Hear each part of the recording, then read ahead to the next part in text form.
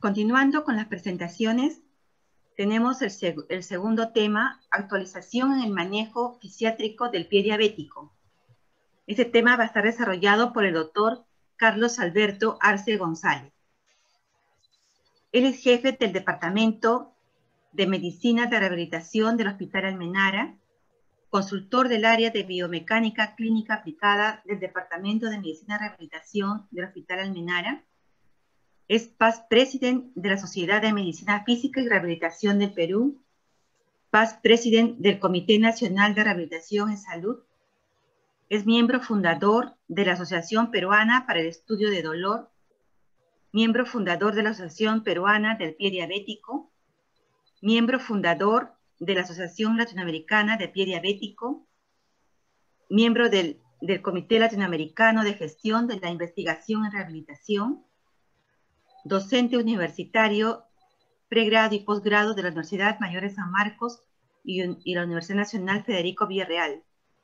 Tiene publicaciones en el libro de Asociación Médica Latinoamericana de Rehabilitación, publicaciones en online, en websites y blogs de la especialidad, y participación como ponente, conferencista en diversos certámenes internacionales de la especialidad y afines.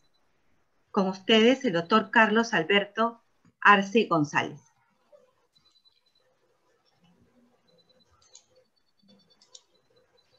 Tiene que habilitar la función de compartir pantalla.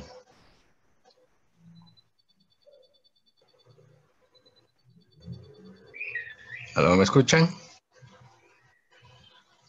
Sí, doctor, puede compartir la pantalla. Ya. Correcto.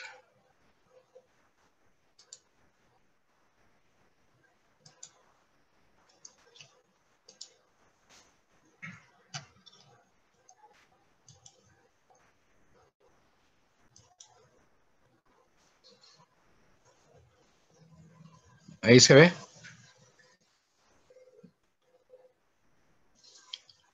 Ahí se ve, ¿no? Sí, doctor, se está viendo. Ah, ya, muy amables. Bueno, en primer lugar agradecer a los organizadores, a los auspiciadores y a todos los colegas que están embebidos en el manejo del pie diabético desde un punto de vista multidisciplinario. El tema que vamos a tratar es sobre actualización en el manejo fisiátrico del pie diabético y tener presente algunos aspectos previos, como entre el 70-80% de las úlceras pedias preceden a las amputaciones, que aproximadamente el 25% de patología vascular está presente y el riesgo es 30 veces más en los que tienen problemas de tipo isquémico. Es necesario tener como referencia que tanto el conocimiento como la experiencia o experticia es importante en el manejo óptimo de las complicaciones, llámense úlceras, infecciones de isquemia, deformidades del pie o la neuroartropatía de Charcot. Conocemos el incremento de la incidencia de la diabetes mellitus y el surgimiento de nuevas modalidades terapéuticas. En ese sentido, podemos ver que el abordaje es multidisciplinario, es un abordaje de excelencia, orientado a reducir la mortalidad, el manejo de las úlceras y las complicaciones que pueden devenir en amputaciones. Si recordamos los aspectos básicos de la neuropatía y angiopatía, como digamos, como factores que van a predisponer la presencia de lesiones, la neuropatía tanto motora que produce atrofia muscular, sensitiva que produce alteraciones de la propiocepción, alteraciones en cuanto al aspecto álgico, la autonómica que produce cerosis y hiperkeratosis. La primera de ellas va a reducir el rango de movimiento, va a incrementar la presión plantar en áreas, digamos, correspondientes a prominencias óseas.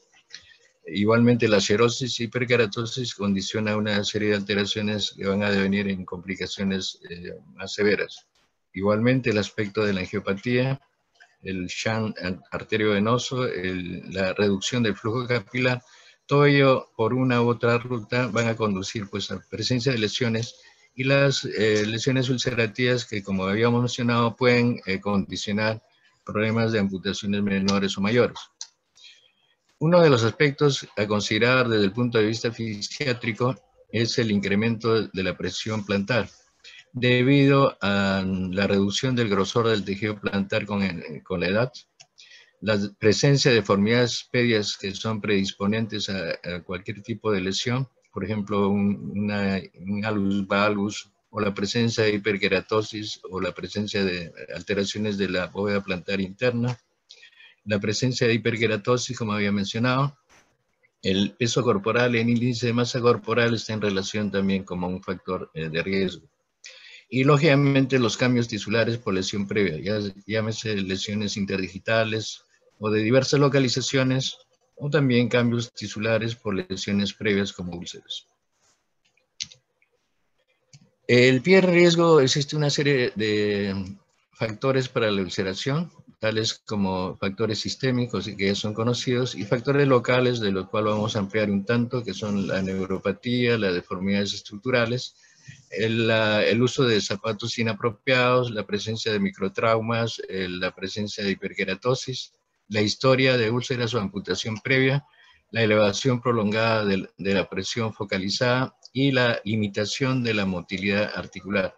Muchas veces la disfunción condicionada por el desequilibrio entre los dorsiflexores y plantiflexores puede ser un factor predisponente a la presencia de estas lesiones. Para recordar, de acuerdo a una serie de estudios publicados en el JAMA en el 2005, que la mayoría de las úlceras pueden prevenirse con un buen cuidado de los pies y la detección de los factores de riesgo para un pie que tiene desde ya riesgo de complicaciones.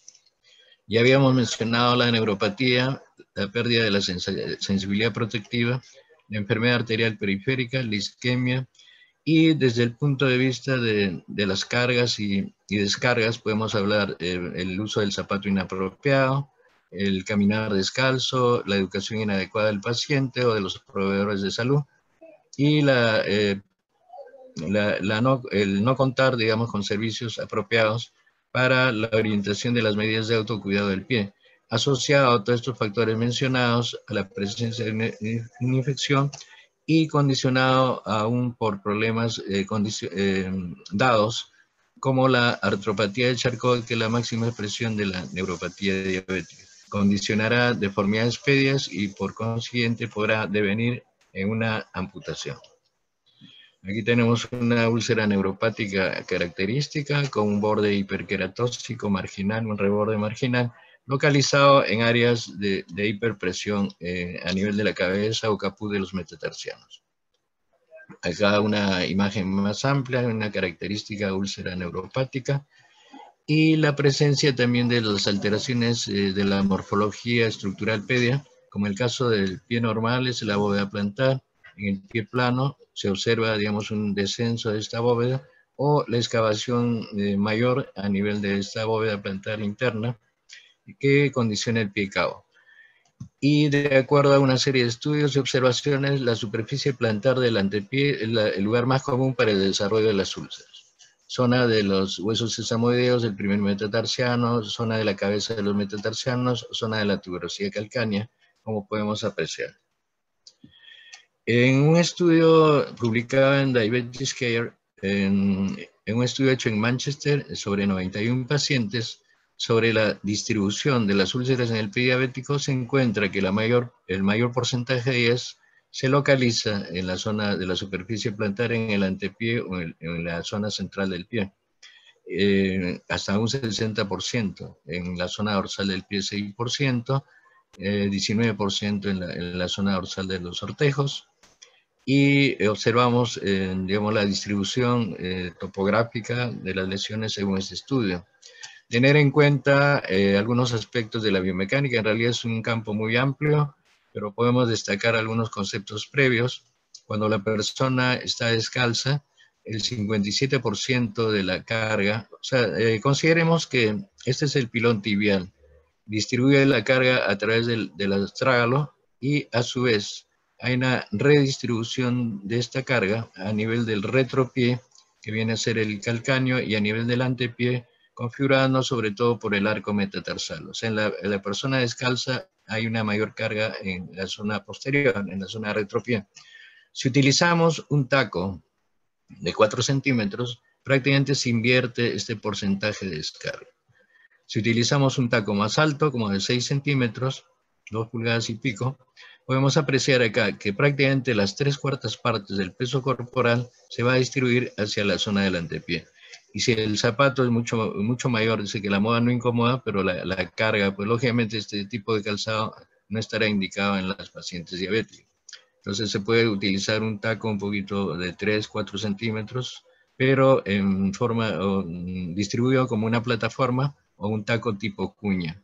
En el calzado masculino no hay ese problema porque corresponde a 1/10 de la longitud total de la suela, que aproximadamente son de entre 2 a 2.5 centímetros.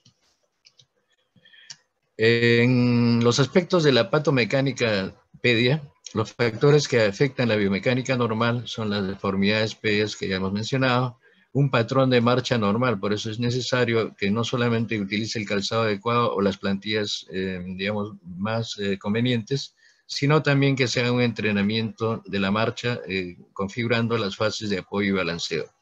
La limitación de la motilidad o movilidad articular también es un factor pues, que predisponer a cargas sobre el antepié cuando hay, por ejemplo, equinismo, como ocurre en el caso de la polineuropatía diabética simétrica distal, con debilidad de los dorsiflexores, que muchas veces produce una marcha en este patch.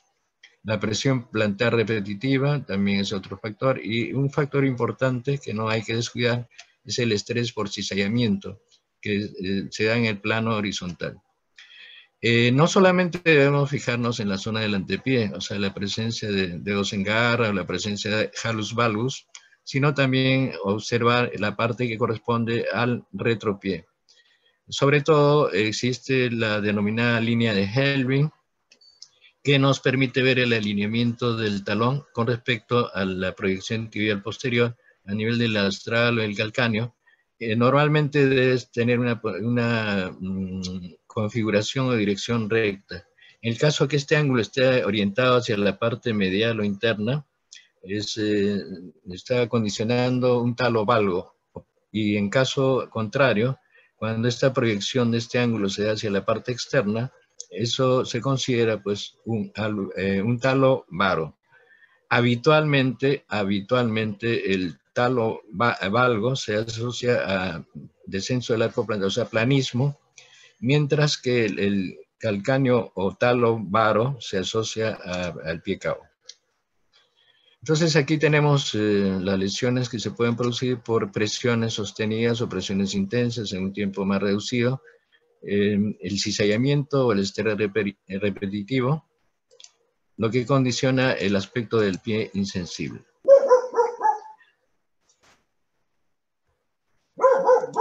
Y acá tenemos, por ejemplo, presiones verticales, llamémoslo así, tanto en la zona del antepié como el retropié, o presiones referentes a aspectos del cizallamiento. O presiones sostenidas en el tiempo en diversas áreas. Tener en cuenta que esto tiene una explicación biomecánica que se basa en la física, en la mecánica, parte de la física clásica, donde la presión es igual a la fuerza sobre superficie. O sea, es directamente proporcional a la fuerza e inversamente proporcional a la superficie. Vale decir que si la presión, digamos, está sostenida sobre un área, entonces, como es directamente proporcional a la fuerza que se genera, hay más predisposición a la producción de lesiones en esa área. Ahora bien, si nosotros tenemos aspectos de una distribución de la carga, como se ocurre cuando uno utiliza una suela en balancín o un rocker, entonces la distribución de la carga va a ser más homogénea y las fuerzas de reacción del piso también van a actuar de una manera para redistribuir, digamos, en forma homogénea la carga. En conclusión, en los aspectos relacionados a los factores ya conocidos como la neuropatía isquémica e infección, la presión plantar es un factor importante. Es factor de riesgo para úlceras plantares, ya sean de reciente presentación, repetitivas o recidivantes o recalcitrantes. Tener en cuenta para que el manejo conservador, donde participe el médico fisiatra o médico rehabilitador, utilizando una serie de dispositivos de descarga o offloading device, existe una diversidad de ellos, está en relación a los niveles de prevención primaria, secundaria y terciaria, y tiene en cuenta pues las fases del ciclo de la marcha, básicamente el apoyo y el balanceo, orientado al minimizar la hiperpresión y redistribuir la hipercarga.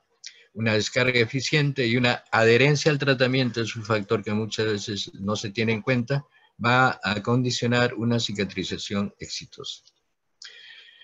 La presión plantar media se puede estimar o sospechar clínicamente, pero existen formas, ¿no?, de poder cuantificar estas medidas, estas presiones, determinando los umbrales de hiperpresión a través de plataformas de distribución de presiones, o sea, a través de la baropometría, sistemas de plantillas incorporadas o en shoes, que también se utilizan para determinar en forma dinámica las presiones generadas durante la fase de la marcha, o tecnologías de imagen con un software más sofisticado de procesamiento de imágenes que permiten pues, el análisis del movimiento y específicamente el análisis de la marcha, utilizando cámaras de infrarrojos y diversos dispositivos con un software especializado para determinar pues, este sistema de las presiones plantares.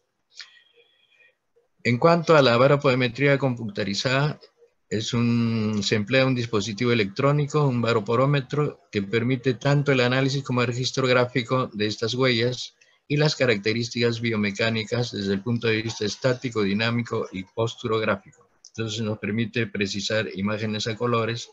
Cada uno de los colores tiene una expresión, digamos, cuantificable, ya sea en gramos por centímetro cuadrado, en newtons, etc. O sea, hay una serie en pascales que también hay, dependiendo del software a utilizar. Dentro de las plataformas, una de las primeras que utilizamos, el MIDI Capture, procedencia francesa, donde el paciente se para en la plataforma, o sea, en bipedestación, una distribución, hay que tener en cuenta que la distribución debe ser simétrica para no tener falsos negativos o falsos positivos, y eso tiene una conexión a un software específico para determinar las características correspondientes a la marcha. En cuanto a las plantillas instrumentales, básicamente una de las primeras desarrolladas por el VIFUC del Instituto de Biomecánica de Valencia, que permite pues, precisar algunos aspectos relacionados a, digamos, a las fases correspondientes de la marcha para poder definir estos aspectos. Entonces, en ese sentido, podemos precisar, si me permiten, vamos a avanzar nomás. A ver. Entonces acá tenemos las imágenes de una serie de posibilidades de mensuración. También se hacen estudios de curvas posturográficas para ver la distribución de la carga o de la descarga en todo caso. Este baropómetro con el cual hemos observado una serie de aspectos, incluso fue motivo de hacer un trabajo al respecto en pacientes con pie diabético neuropático. Estos estudios pueden ser 2D o 3D, de tipo estático o dinámico. Conjuntamente con algún software permite el análisis posturográfico. Se hace el mapeo, se hacen las mediciones correspondientes, se determinan las presiones por áreas que se muestran acá en diversos colores. Las áreas rojas implican zonas de hipercarga o hiperpresión. ¿Y cuáles serían los objetivos básicos? Tipificar las características de las huellas plantares para valorar los defectos posturales medios, digamos de pie plano, pie cabo, pie normal. En cuanto a los arcos correspondientes, valorar áreas de sobrecarga o hipercarga y cuantificarlas para su corrección.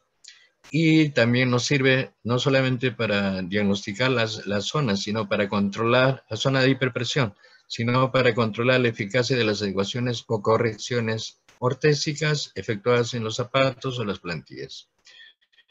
Entonces acá vemos una serie de picos de distribución de la superficie plantar que se muestra, por ejemplo, en la persona descalza, o sea, zonas de hiperpresión, tanto en la zona anterior como posterior, la distribución de la presión con un calzado y la distribución de la presión, como ustedes observan, básicamente hay una diferencia muy significativa, tanto con el zapato de uso común o un zapato, digamos, modelado, o el uso de una plantilla customizada, o sea, personalizada, que hace una distribución de la carga. Estas áreas rojas son las áreas de mayor carga de hiperpresión.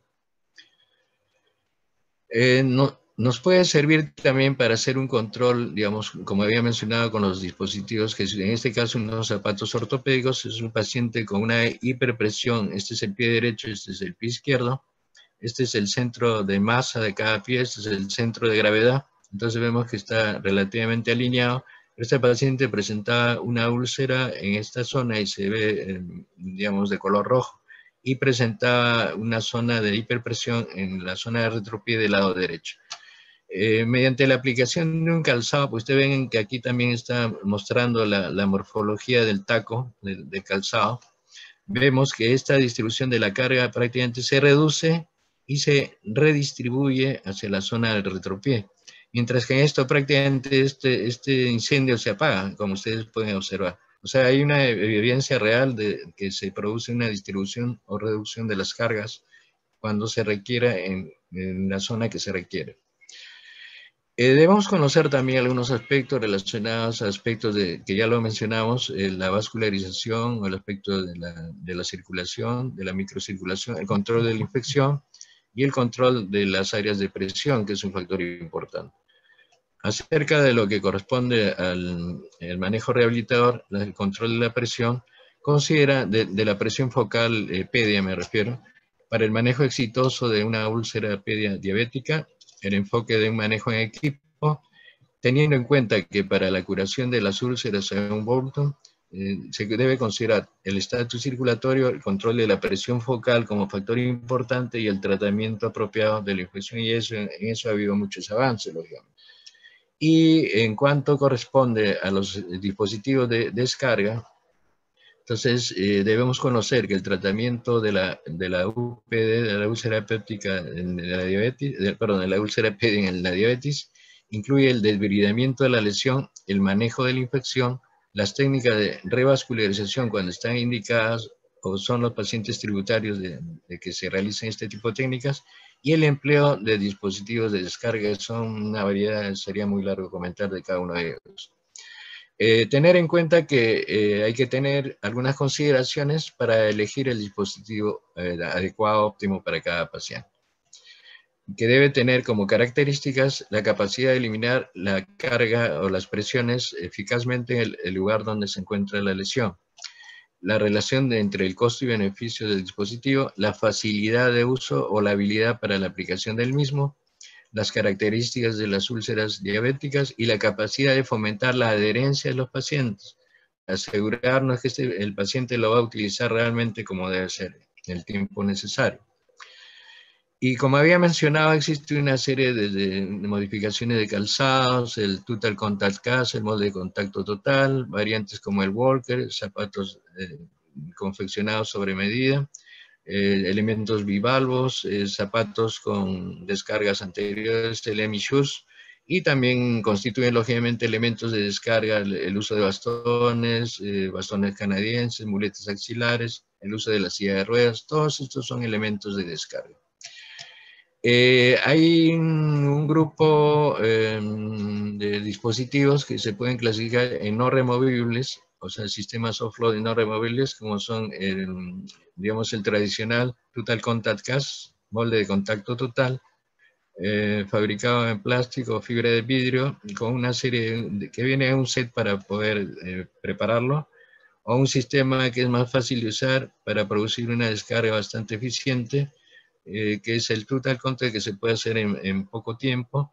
Es una serie de elementos. Este es el tradicional y este es el TCC-IS. Es un sistema que permite, digamos, una adaptación adecuada y una mayor tolerancia a la utilización. Tiene una serie de capas y una morfología de la suela, digamos, que permite una distribución en la superficie más homogénea. Otros elementos se pueden catalogar como removibles, que son dispositivos de caminadores o walker de tipo neumáticos, inflables.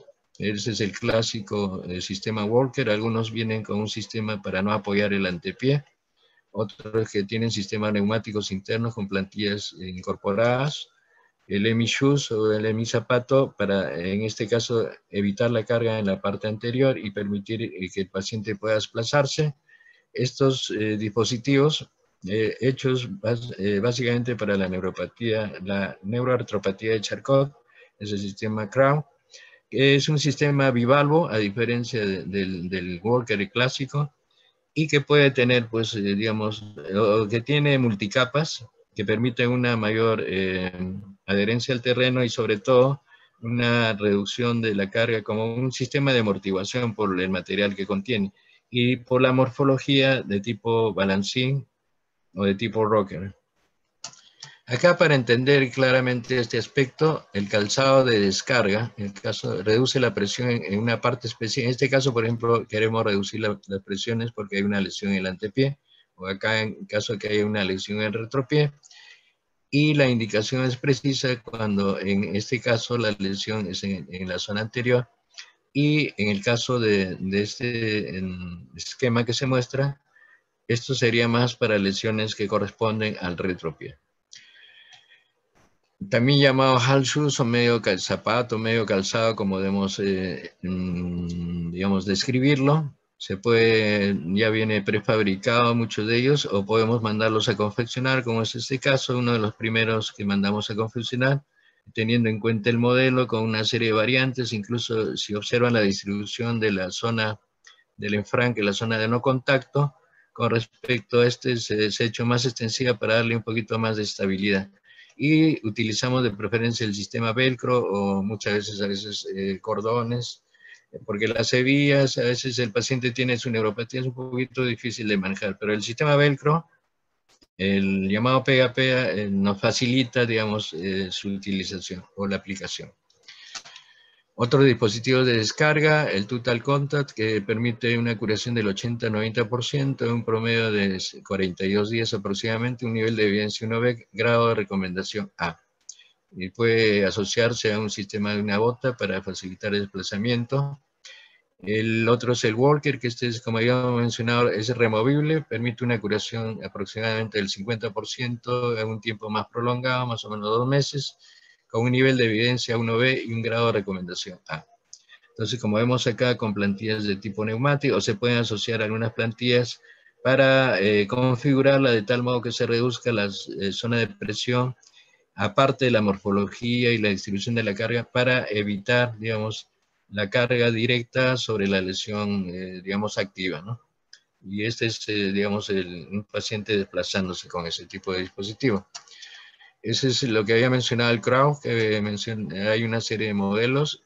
Es un ortético específico para, digamos, el Charcot. Entonces, la diferencia es que el bivalvo es multicapa y puede adaptarse en plantillas internas para hacer la distribución de la carga. Otro elemento a utilizar es el patellar tendon bearing, que es una descarga de tipo patelar.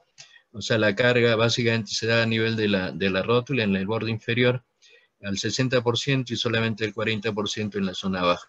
Puede utilizarse, esta fue una de las primeras que diseñamos, con un modelaje tipo, como si fuera una prótesis de tipo PTB, con unas barras metálicas laterales, o puede ser de termoplástico también, y donde se aprecia que esta lesión, con la utilización de este dispositivo, se logra una cicatrización. Lógicamente queda una deformidad en este caso por el Charcot, pero al menos la lesión ha cicatrizado.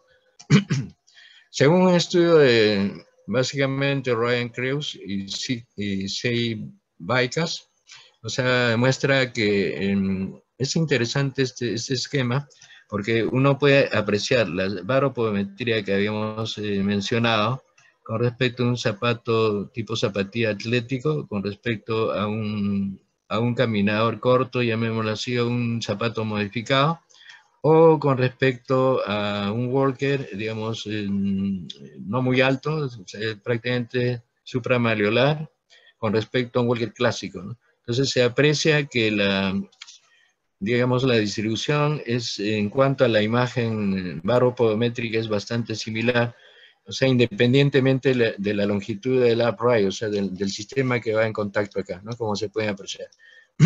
O sea, se reduce la carga con este walker irremovible. O sea, vale decir que va a tener menor peso, también le va a dar estabilidad y va a favorecer la adhesión del paciente, ¿no? Y la función para la cual fue indicada se mantiene.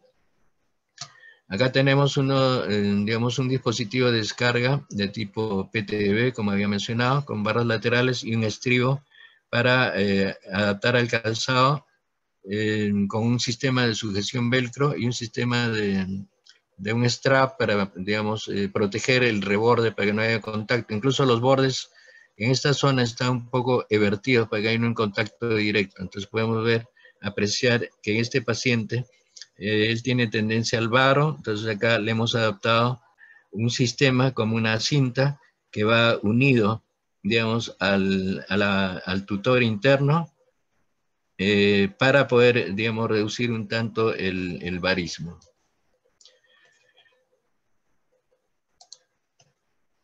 Acá vamos a apreciar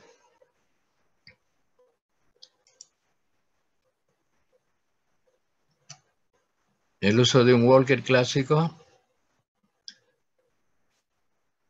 y configurando el patrón de marcha con el apoyo del talón, apoyo de contacto total y despegue. Ese es el clásico walker convencional.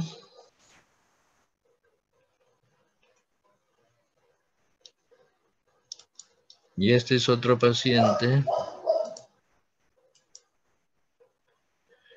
que tiene el sistema que había mostrado anteriormente, que es una descarga patelar con un reborde posterior para proteger la zona poplitea.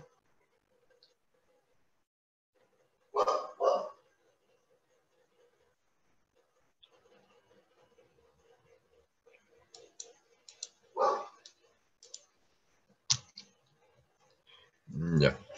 Con respecto a otros aditamientos, se da mayor importancia porque son elementos que también son de fácil adquisición y se pueden confeccionar fácilmente, como los filtros. Estos son compuestos de lana y algodón, tienen diversos grosores entre 5 a 10 milímetros, son adhesivos, autoadhesivos, y se pueden recortar y adaptar después de cada curación. O sea, la idea es evitar la carga en esa zona, ¿no? Y la distribución se hace, digamos, en la periferia, en la zona marginal. Un nivel de evidencia 2B y 3 y grado de recomendación B. O se puede combinar con un calzado quirúrgico, tener en cuenta que esto se desgasta rápidamente, hay pérdida de grosor y ya no cumple la función de la suela, me refiero, ¿no?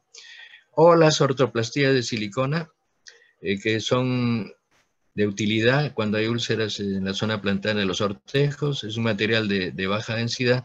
Nunca se debe cubrir la lesión con este material y se puede hacer una descarga a nivel de la cresta subdigital. Se puede hacer alineamiento de los dedos, etc. Esa es la ortoplastía.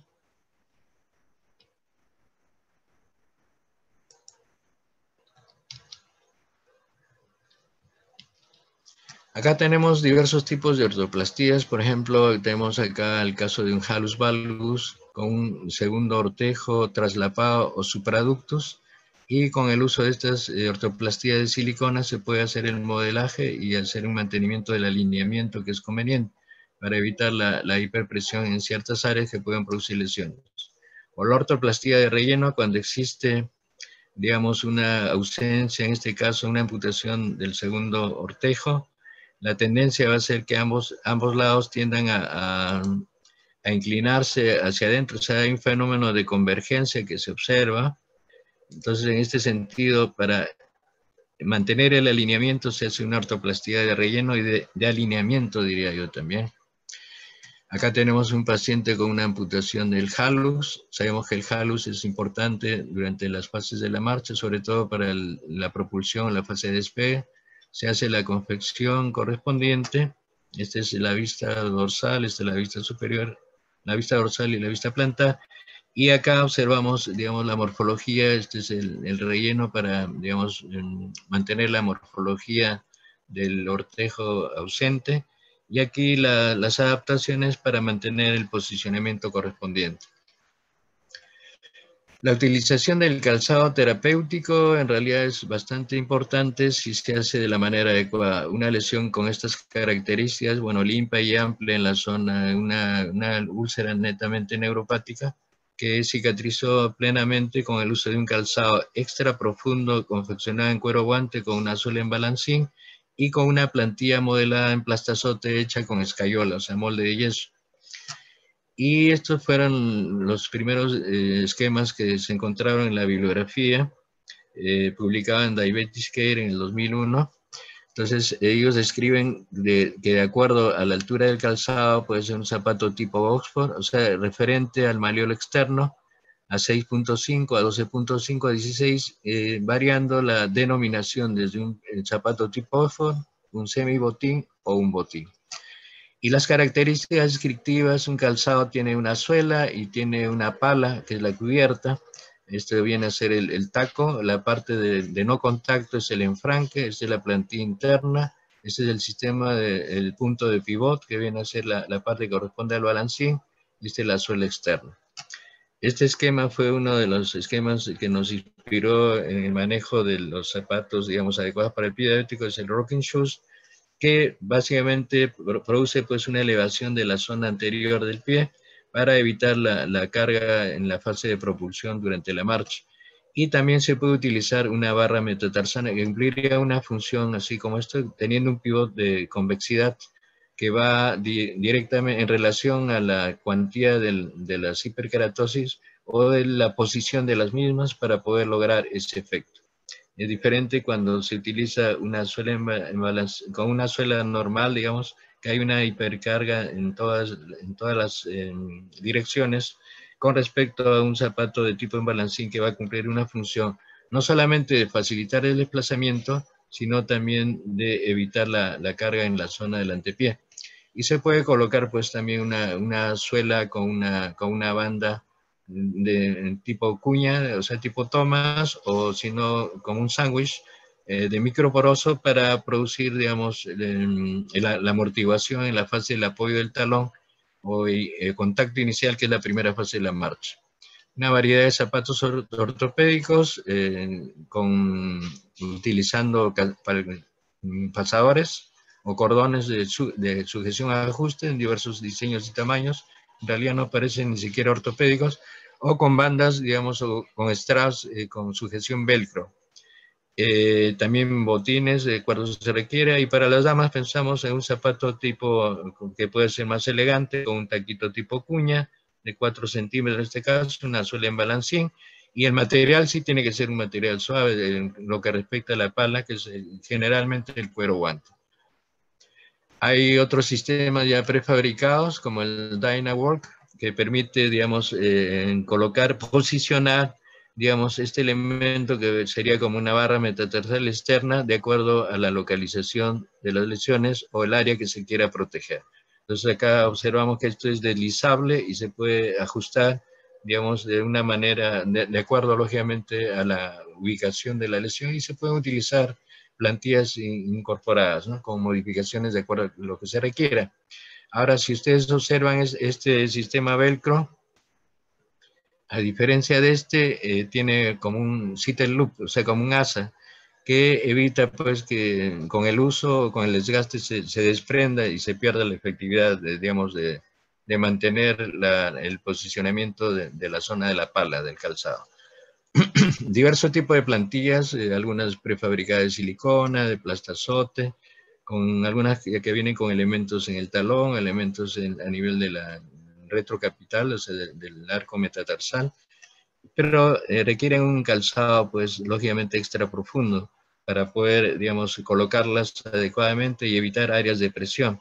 Y lógicamente tiene que haber un espacio acá en la zona de la puntera para poder, a través de dedos se refiere, para poder minimizar el riesgo de presiones y las fuerzas de cizallamiento.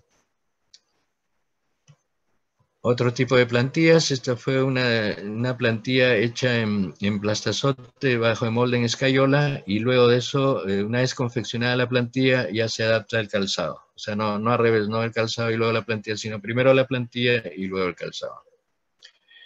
Finalmente, algunos elementos ya de avanzada para el control, digamos, de las presiones plantares, estableciendo un mapa de presión plantar, y que se pueden obtener datos a través de un sistema, digamos, de tecnología smart, o sea, de tecnología inteligente, que viene con su propio software y un aplicativo para mantener pues tanto el aspecto postural, o sea, puede indicar si hay alguna alteración en cuanto a la carga, si es simétrica, y va a permitir observar, ¿no?, las zonas de hiperpresión.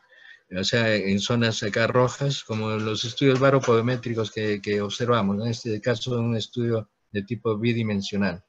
Entonces, también funciona con sistemas de Bluetooth y que permiten, pues, un control o un monitoreo de las áreas de presión. Son materiales muy sofisticados y el costo es más elevado, lógicamente.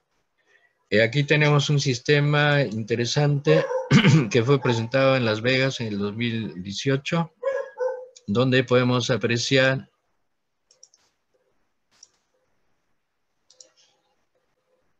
permítame.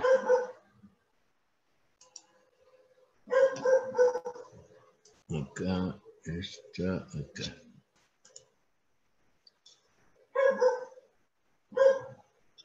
Ya, o sea, menciono que esto es un sistema basado en la naturaleza, dice, ¿no? En el aspecto del panal de ovejas, de abejas, y es un dispositivo inteligente, se llama Motus Smart.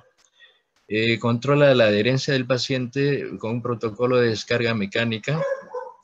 Es interesante ver, vamos a observar, digamos, el aspecto de la distribución de las presiones correspondientes con un sistema multicapa. Esto en Vimeo se pueden ver en los videos, por el tiempo lo he reducido, se llama Optima Molitor. Entonces, hecho con un sistema que permite incluso capturar las áreas de presión y tiene un sistema de varias plantillas multicapa, un sistema de ajuste con velcro multinivel que permite una mejor adecuación de las áreas de presión y el ajuste durante el día, porque sabemos que habitualmente uno debe comprar el calzado en las tardes, porque ahí se produce la mayor tumefacción por el hecho de estar en bipedestación o el hecho de, digamos, prolongada, y por la evolución propia digamos, del componente del bisatergo, ¿no?, del fenómeno de la circulación, de retorno venoso. Entonces, en este sistema va a permitir, digamos, una mayor adaptación de las presiones, mejor distribución de la carga, y es un sistema, como se llama, más sofisticado, ¿no? Bueno, eso sería todo. Muchas gracias por su atención. Gracias, doctor. Tenemos una pregunta. ¿Cuáles son las heridas en pie diabético que sin cerrar ya se puede usar descargas? Las heridas en pie diabético que sin cerrar se pueden utilizar. En realidad, las úlceras, digamos, si vemos una clasificación sencilla que es muy orientadora, como es la de Wagner, superficiales, se pueden utilizar ese tipo de adaptaciones. Ahora, por ejemplo, el Total Contact CAS no se recomienda cuando hay presencia de osteomielitis o presencia de problemas isquémicos. Pero si uno toma las precauciones correspondientes, y lógicamente con las curaciones y la protección de los apósitos, o el uso de apósitos biológicos, o el uso de otros métodos, porque en realidad el manejo es multifactorial. O sea, puede utilizarse ozono, puede utilizarse oxígeno hiperbárico, o las curaciones, los antibióticos necesarios. Pero la idea es reducir la carga directamente sobre esa zona, a través de plantillas y a través de los sistemas removibles como son el Walker, o ya sistemas no removibles como el Total Contact CAS. Bien. Nuestro agradecimiento sincero al doctor Carlos Albert Arce González por su brillante y didáctica exposición y muy profesional visión que contribuye a entender más allá los enigmas de esta enfermedad y la oportunidad en el momento del daño en que se debe actuar. El equipo organizador le hace entrega del certificado correspondiente a su gran aporte, el mismo que se le estará haciendo llegar. Muchas gracias, doctor Arce. Muchas gracias a todos por su atención.